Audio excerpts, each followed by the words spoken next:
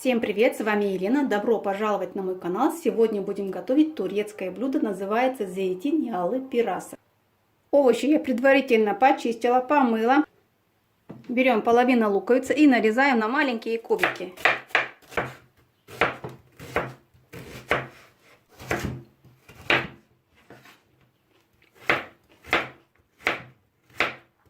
Морковь нарезаем на маленькие кубики.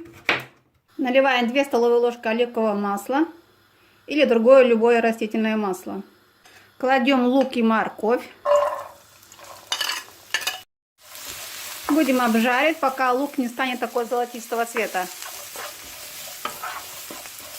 Лук-порей будем резать примерно где-то 1,5 пальца. Ну вот так.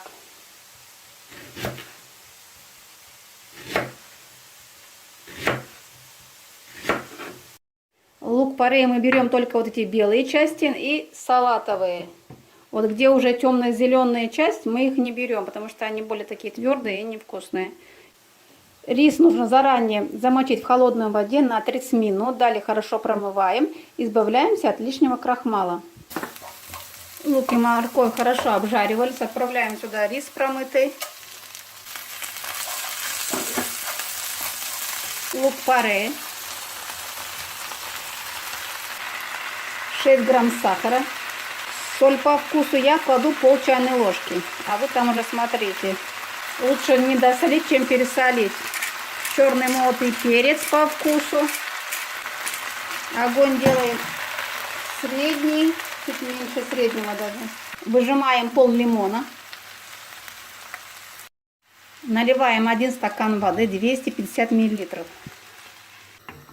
Огонь прибавили. И ждем, когда у нас вот эта масса закипит. Масса у нас закипела, огонь я уменьшила на самую маленькую. Крышкой вот так накрываем и готовим где-то 15 минут до готовности.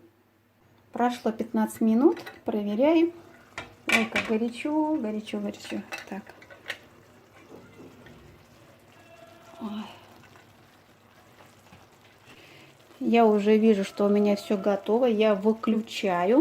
Ну все, вот посмотрите, что у нас получилось. Такое блюдо получается очень вкусное, полезное, имеет такой вкус кисло-сладкий, очень интересный вкус. Надеюсь, рецепт вам понравился. Если да, ставьте, пожалуйста, лайк, пишите комментарии. Всем пока, до новых встреч!